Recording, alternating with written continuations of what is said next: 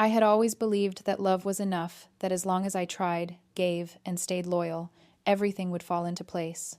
But as months turned into years, I began to realize that love alone could not fill the hollow silence that had grown between my husband and me. It wasn't loud arguments or violent fights. It was quieter, subtler, a slow, creeping distance that left me feeling invisible even in the same house. I would speak, but my words bounced off walls that seemed too thick to penetrate. I would reach for comfort, but my hands returned empty. Slowly, I began to feel the weight of neglect, not the dramatic kind that could be easily noticed by others, but the invisible kind that eats at your confidence and your sense of self. Every day felt like trudging through fog. I had given up on the small things for myself, convinced that my own happiness was secondary. The reflection I saw in the mirror was tired, drained, and lifeless, and I barely recognized the person staring back. My body had begun to feel like an extension of my fatigue, my mind a cage of doubt and sorrow. I knew I needed a change, something to break the monotony of my days, but I didn't know where to start. Therapy had been suggested. Friends had tried to reach me, yet nothing seemed to touch the underlying emptiness. It was during one particularly restless night that I found myself scrolling through social media, clicking through ads that promised transformation, strength, and motivation. One video caught my eye, a woman recounting her journey of self-discovery through fitness. Something about her honesty, the rawness of her struggle, stirred something inside me. The next morning, I hesitated outside the glass doors of a local gym, my palms sweaty, heart racing. I hadn't exercised in years. The thought of walking into a place filled with strangers, with people who seemed confident and strong, made my stomach twist with anxiety. Yet, beneath the fear, there was a flicker of curiosity, a whisper telling me that maybe, just maybe, I could reclaim a piece of myself. The gym was alive with energy. The rhythmic pounding of feet on treadmills, the clinking of weights, the low hum of music, it was overwhelming at first, almost intimidating. I felt small, out of place, a fragile figure amid a world of muscles and motion. But as I hesitated near the entrance, a voice called out, calm and steady. First time, I turned to see him, a man whose presence was commanding yet not overbearing. His eyes were sharp but kind, and there was a warmth in his smile that made my heart unclench for a moment. Yes, I whispered, suddenly aware of how little I expected someone to notice me, really notice me, in months. He guided me through the gym, showing me the machines and routines in a way that was firm but encouraging. Each small instruction felt like a lifeline. When I faltered, he noticed, offering gentle corrections and words of encouragement. "You're stronger than you think," he said, and it wasn't just about lifting weights. Somehow, the words sank deeper, touching parts of me that had been dormant, ignored, and unloved for far too long. That first session was exhausting, both physically and emotionally. My muscles ached in places I had forgotten existed, and yet, beneath the fatigue, there was a spark, a sense of possibility, a recognition that I could still rise, still fight, still exist fully for myself. On the walk home, I felt lighter, as if carrying my burdens had finally given them form, a weight I could now confront rather than carry invisibly. As I settled into bed that night, a quiet thought echoed in my mind. Maybe support wasn't just a luxury, it was a necessity. And maybe, just maybe, I had spent too long trying to survive without it. The emptiness of my marriage was still there, looming in the corners, but for the first time in months, I felt a strange sense of hope. Not for my husband, not yet, but for myself. Something had shifted, subtle yet profound, and deep down, I knew that the journey ahead would be more than physical. It would be a journey into my own strength, my own worth, and the quiet courage to face the truth I had avoided for so long. The next morning, I woke with a strange mix of anticipation and nerves. I hadn't realized how much I was craving something as simple as attention, encouragement, and acknowledgement. My body still ached from the previous day's workout, but the soreness no longer felt like punishment. It felt like proof that I had moved, that I had begun to reclaim myself.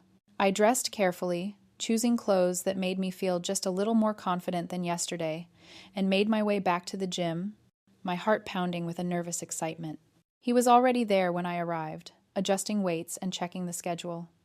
When he saw me, his smile widened slightly, not in a way that felt flirtatious, but genuinely welcoming. "Back for more?" he asked, a hint of amusement in his tone. I nodded, feeling a small blush rise to my cheeks. It was strange, this simple recognition, this simple greeting, made me feel seen in a way I hadn't felt in years. We began the session slowly, focusing on foundational exercises, but his attention was not just on my form, it was on my effort, my hesitation, the subtle tension in my shoulders. Every correction was gentle yet precise, every word meant to guide, not to judge. As I followed his instructions, I began to notice a subtle change within myself. My mind, usually so clouded with worry about my marriage and my worth, began to quiet. There was no pressure to be perfect, no need to impress anyone. For the first time in months, I felt a space that belonged to me, and me alone. At one point, during a break, he handed me a water bottle and asked, "How are you feeling?" Really? The question caught me off guard. I realized that no one had asked me that in months, not my husband, not my friends. I hesitated, unsure how to answer, but then I felt an impulse to be honest. Tired, but good. It feels freeing, I guess, I admitted quietly. He nodded, understanding in his eyes, and said nothing more, giving me the space to process my own emotions. As the weeks went by, our sessions became more than just physical exercise. They became a place where I could release tension, express frustration, and feel a sense of accomplishment that I hadn't experienced elsewhere. With every set and rep, I felt stronger, not just in my muscles, but in my confidence, in my resilience, in my sense of self-worth. The gym had become a sanctuary, and he, without even realizing it, had become a pillar of support. One evening, after a particularly intense session, I stayed behind, catching my breath and wiping sweat from my face. He looked at me and said softly, "You're doing better than you think. You've come a long way in just a few weeks." His words, simple as they were, stirred something deep inside me. It wasn't admiration I sought, nor validation I was learning to see myself, to recognize my own strength and persistence. But hearing it from someone who genuinely noticed, who genuinely cared about my effort, made the realization all the more powerful. That night, as I walked home, I reflected on the subtle changes I was feeling. I had started to notice my posture improving, my energy returning, my thoughts becoming clearer. More importantly, I began to understand that support was not a weakness, nor a luxury, it was essential. It allowed me to see myself more clearly, to confront the parts of my life I had been avoiding. The more I leaned into this newfound support, the more I realized how isolated I had truly been. My husband's indifference, which once seemed like normalcy, now felt stark and painful. I had tolerated silence, neglect, and emotional absence for so long that I had almost forgotten what connection felt like. And yet, through these gym sessions, I rediscovered it, not romantically, not necessarily emotionally beyond friendship, but in the purest sense of human acknowledgement and encouragement. I began to anticipate each session, not for the exercise itself, but for the way it made me feel seen, capable, and alive. The simple acts of guidance, correction, and encouragement became more than physical training. They became lessons in self-respect, in understanding my own limits, and in discovering the quiet power of being supported. And though I knew nothing could change the reality of my marriage overnight, I felt a spark of hope, a quiet certainty that I was no longer entirely alone. That spark carried me forward, one session at a time, as I slowly began to reclaim not just my body, but my spirit, my confidence, and my voice. I realized that sometimes the most transformative support doesn't come from grand gestures, but from simple presence, genuine care, and unwavering attention. And in that realization, I felt the first flicker of strength I hadn't known I had lost. By the time the third week arrived, my visits to the gym had become something I looked forward to almost obsessively. Not because of the physical changes, though those were noticeable, but because of the way I felt afterward. Lighter, more centered, more aware of myself. Each session left me drained yet invigorated, exhausted yet empowered. It was an unusual combination, one I hadn't experienced in years. More than the sweat and the soreness, It was the emotional release that drew me in, the rare chance to feel fully acknowledged by someone who didn't judge or demand anything from me. The trainer, whose name I had learned was Alex, was careful not to cross boundaries, yet there was a subtle attentiveness in the way he corrected my form, encouraged my efforts, or even simply asked how I was coping with my day. His attention was never invasive. It was steady, precise, and somehow comforting. In his presence, I found myself sharing details of my life I had long buried. Frustrations at work, moments of loneliness, and, unintentionally, my growing unhappiness in my marriage. Every word that escaped felt lighter, like a weight lifted off my shoulders. One evening, after a particularly grueling session, I lingered to stretch and catch my breath. Alex noticed my hesitation and said quietly, "You seem lost in thought. Something bothering you?" I hesitated. Part of me wanted to confide, but a stronger part resisted. Yet the trust I had been slowly building over weeks gave me courage. I found myself speaking softly about the distance I felt at home, the absence of affection, the way my husband seemed more interested in routine than in me. He listened without judgment, nodding, but not interrupting. Just that act of listening, really listening, felt revolutionary. It struck me how long it had been since anyone had done that. Even when friends tried, they were distracted, offering advice I hadn't asked for, or making comparisons I didn't need. Alex's silence was different. It wasn't empty, it was supportive. It held space for my emotions and validated them in a way I had almost forgotten existed. After that conversation, I noticed a shift in myself. I began to crave emotional support as much as physical exercise. The sessions no longer felt like just training. They became a sanctuary for my thoughts and feelings. I started reflecting on my marriage in ways I hadn't dared before. I realized I had been tolerating neglect, pretending it was normal because I feared conflict or change. But now, supported in the simplest yet most profound ways, I could see the cracks clearly. Yet, along with this clarity came guilt. I felt guilty for the attention I enjoyed from Alex, for the comfort I found outside my marriage. I chastised myself for noticing his kindness, for feeling relief in his presence. I questioned whether these feelings were a betrayal or simply a human need I had been ignoring for too long. Each session left me exhilarated but conflicted, grateful yet unsettled. It was during one particular session, while we were practicing controlled stretches, that the reality hit me hard. I realized I had been surviving emotionally in my marriage, but I had not been living. The thought was almost shocking. How had I allowed my world to shrink so drastically? How had I convinced myself that indifference, coldness, and emotional absence were acceptable? My body had been moving, but my heart had been stagnant. And now, with guidance, encouragement, and attention, I felt it stirring again. I began to understand that support wasn't just helpful, it was transformative. It gave me perspective. It allowed me to reclaim pieces of myself I had abandoned, and it reminded me that my emotions mattered. With this realization, I grew more observant of my husband's behaviors. Every ignored text, every dismissive comment, and every absent gesture now struck me more sharply. I wasn't just lonely. I had been unseen for a long time, and in noticing this, I felt a growing resolve to value my own well-being, even if it meant confronting uncomfortable truths. The line between gratitude and attachment became blurred. I didn't want to complicate things, but I couldn't deny the comfort, the validation, and the attention he gave so freely. The internal conflict intensified.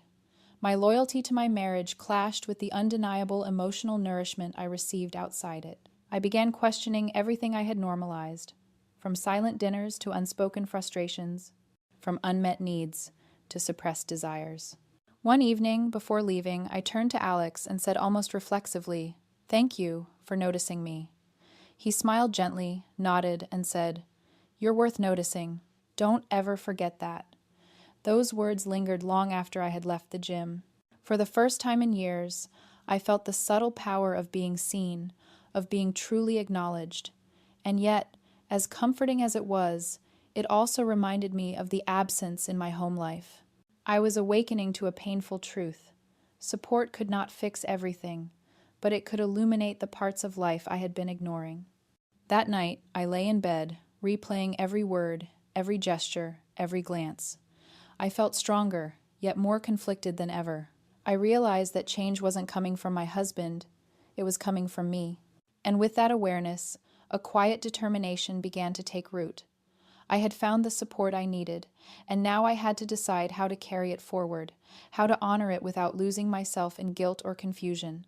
I also knew that what I was experiencing wasn't just a fleeting crush or a momentary distraction, it was a deep recognition of a human need long unmet.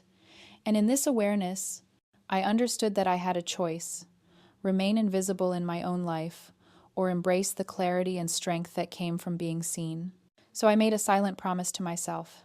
I would no longer ignore my needs, my emotions, or my worth. And though I didn't know where this journey would lead, I was beginning to reclaim the parts of me I had long forgotten. As the weeks passed, I noticed subtle changes in my behavior at home. My husband's indifference no longer felt like a quiet backdrop to my life. It was glaring, almost unbearable.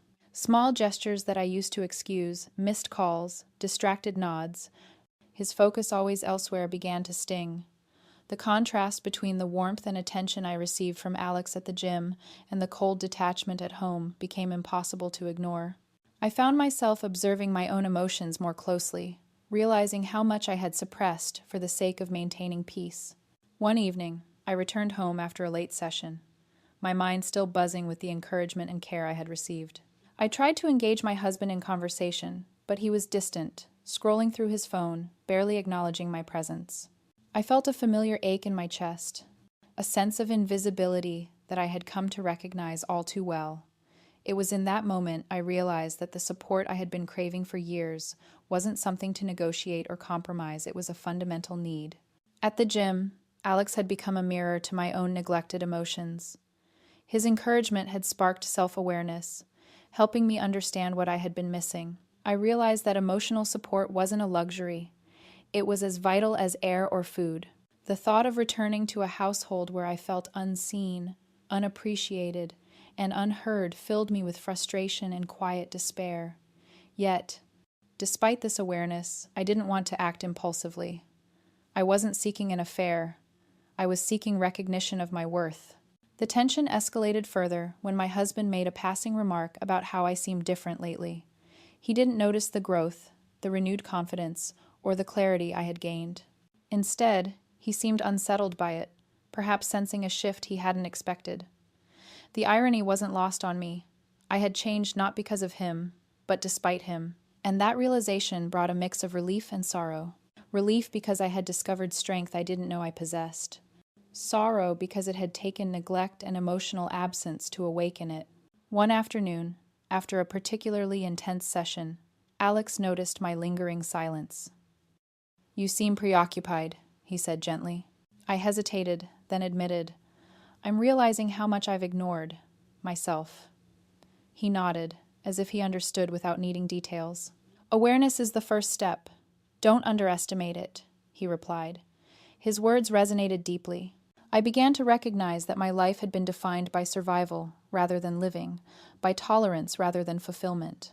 That night, I reflected on the contrast between the two worlds. I inhabited the emotionally barren home and the nurturing space of the gym. It was more than a simple comparison. It was a wake-up call. I realized that I had allowed myself to shrink, to accept neglect as normal, to dismiss my own feelings as secondary. Now, each day at the gym was teaching me that I deserved more than mere tolerance. I deserved attention, care, and emotional reciprocity. The awareness brought with it a growing restlessness. I began planning my days around my emotional needs, carving out time for self-reflection, journaling, and gym sessions. It wasn't just about fitness anymore. It was about reclaiming my identity. I could no longer ignore the emotional void in my marriage, but I also recognized that I wasn't powerless. For the first time, I felt agency over my own life. Yet, this newfound clarity came with guilt.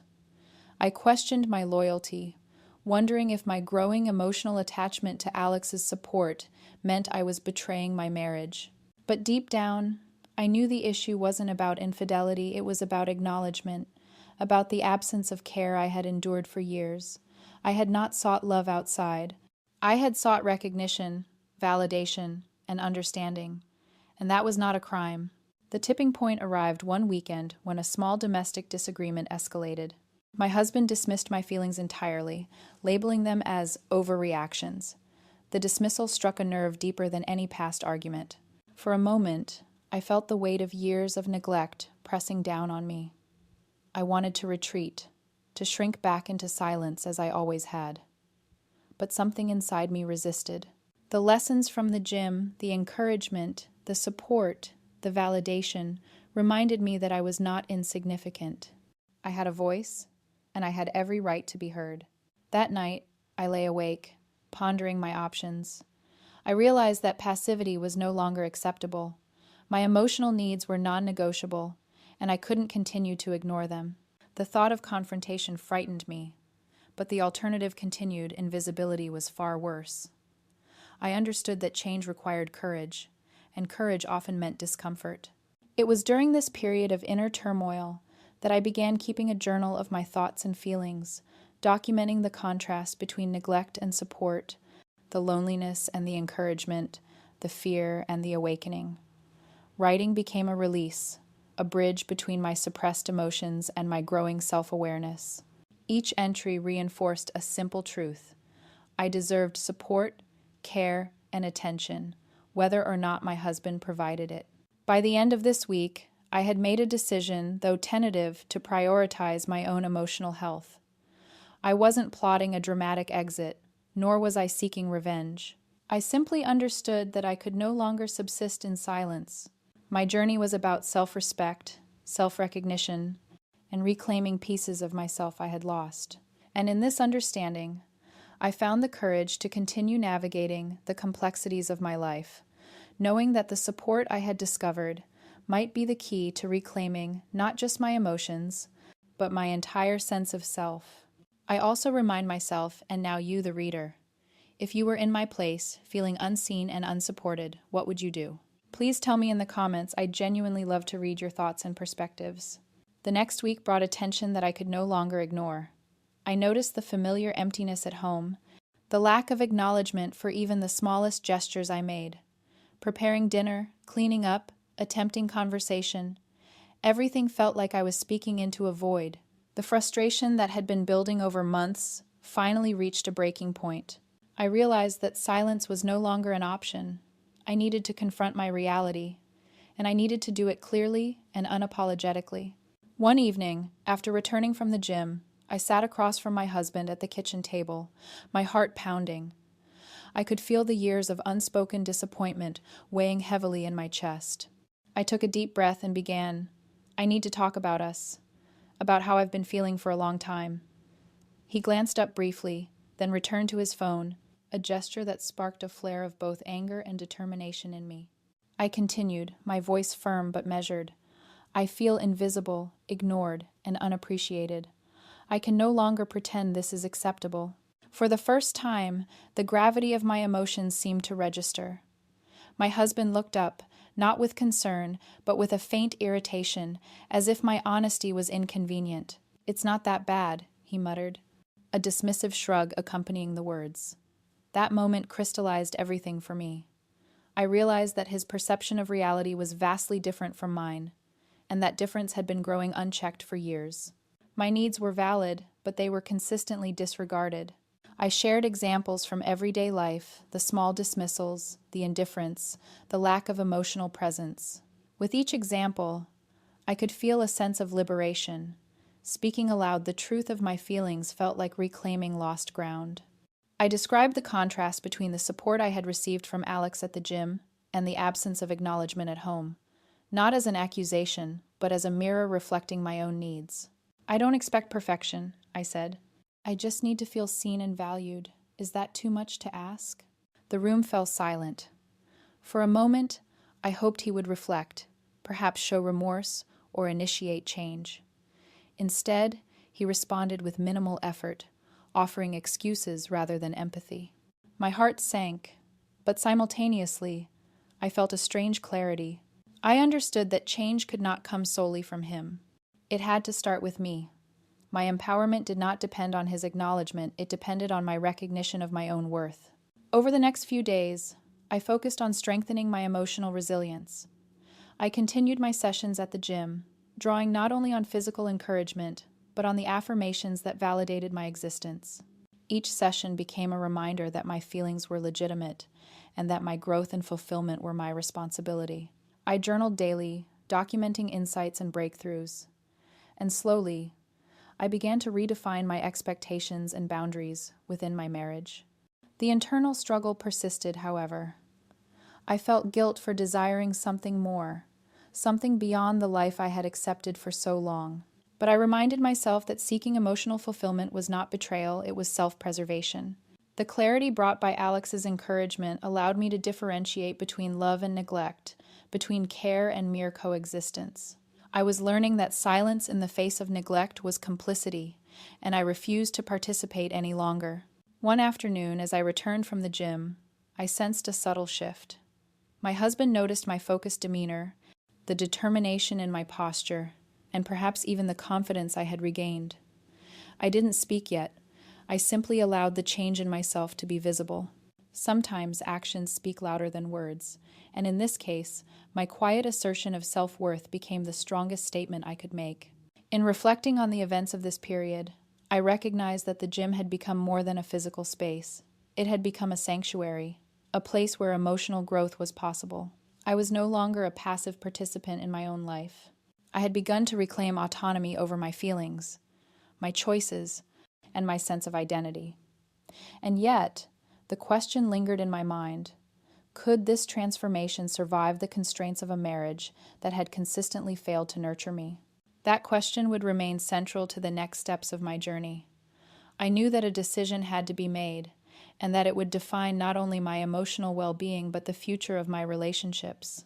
I had reached the point where introspection met action, where self-awareness demanded confrontation.